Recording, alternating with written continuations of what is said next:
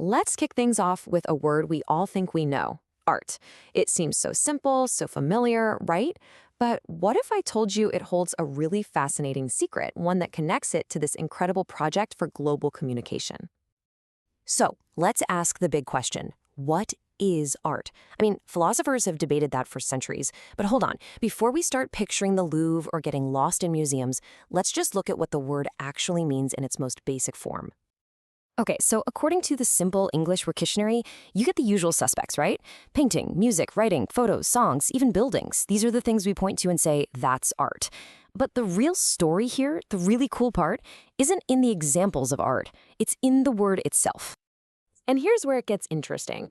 It turns out art isn't just one single concept. The word actually plays two totally different roles, and it all depends on how we use it. It's a split between art as a skill and art as a creation. Check this out. On the left, we've got art as a countable noun. You know, you can have an art. It's a specific skill, something you can get better at with study and practice. But then, on the right, it's uncountable. It's the big general idea of creative expression itself. This example is perfect for that first meaning. When we say someone has basket making down to an art, what are we really praising? It's the skill, the mastery of the whole process, not just the finished basket. And then there's the other side of the coin, a work of art. Here we're talking about the thing itself, the final sculpture. So this one little word manages to capture both the skill and the result. But you know, this simple, clean definition, that's no accident. It's actually a clue. Yeah, there's a hidden clue on the source page for this definition. It's something tiny, so easy to miss, but it completely changes why this definition is so clear in the first place. It's just a single sentence, but it opens up a whole new world. And there it is. SIS is on the Basic English 850 list. This one phrase is the key to everything.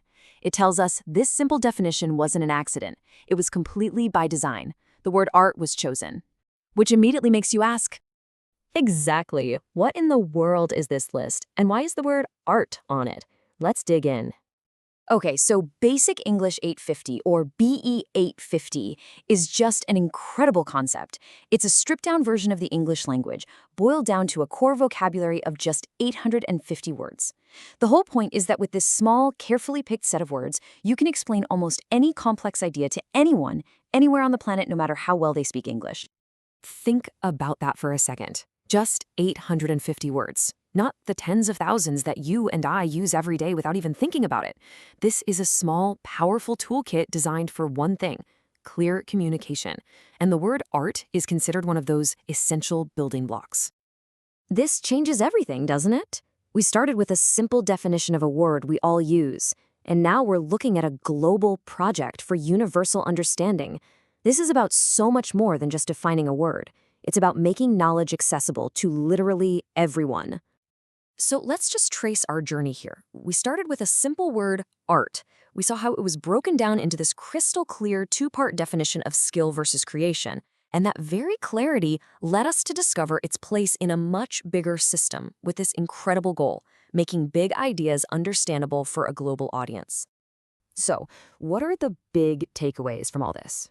Well, one, even the most common words have really precise meanings. But more importantly, using simple language isn't dumbing things down. It's a powerful tool for making knowledge accessible. That definition of art isn't just a definition, it's a key that unlocks a system designed to empower people everywhere. Which leaves us with one final, big question. In an age of information overload, what is the real power of simplicity?